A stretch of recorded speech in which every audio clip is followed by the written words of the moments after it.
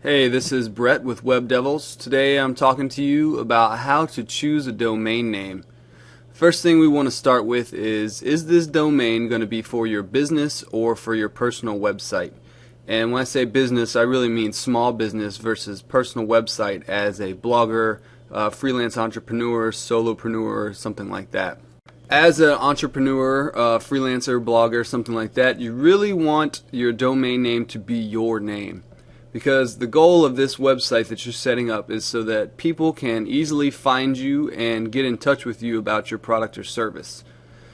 At this level, people are not interested in your brand, they're interested in you and they want to connect with you. So make this easy, make it your name or something as close as possible to your name so that people can easily remember it and find you in their time of need. When you're choosing your domain name, keep in mind that shorter is better. And I say this because you can get really crazy with a domain name. Check out these examples here. If you go out and meet my friend Kate Smith and she says, my website is katesmith.com, that's pretty easy to remember. When you go home, you're going to be able to find that.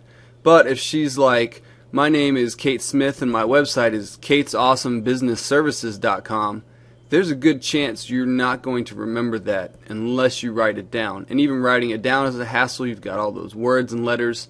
You really want to keep it short and sweet so that people don't have to work too hard to remember who you are or how to find you. Okay, let's say you are not running your business by yourself, but you've actually got a small business. You have a bunch of employees. You spent marketing dollars on getting your branding out there. How do you choose a domain name for that? You should go with your branding at this point because that is what people are going to know about your company. They're going to recognize your branding name or your branding logo or whatever. Keep it simple. Don't make it long. Get it as close to your company name as you possibly can. Let's say your business is Gadgets R Us. You would start by trying for gadgetsrus.com. If this is already taken, don't worry about it. You can try gadgetsrus.net, gadgetsrus.biz.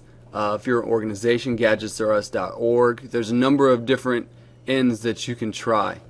If all of these are still taken, then let's try to use a describer for your product or service. So something like greatgadgets.com or gadgetcompany.com.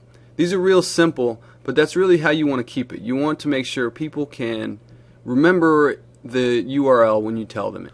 Alright, a couple of bonus tips for both a small business and entrepreneur style websites. Do not use hyphens for your business site.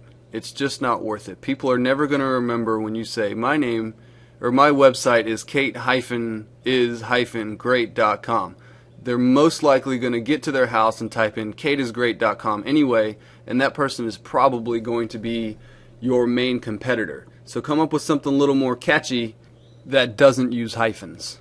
Keep your domain names short. Long tail domain names are very hard to remember, and for SEO they can be beneficial, but in your case you want to just keep it short.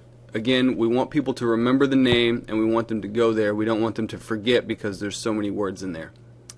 The .com is going to be your best bet, but it's definitely not necessary. If you can't get the .com, don't worry about it. It's not the end of the world.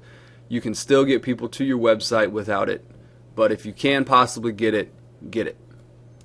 Alright, that's it for this video. I'm sorry we weren't able to do any screen capture, but I hope these bullet points will help you out in choosing the domain name for your business or personal website. If you have any questions, please contact us at any time and we will do our best to help steer you in the right direction.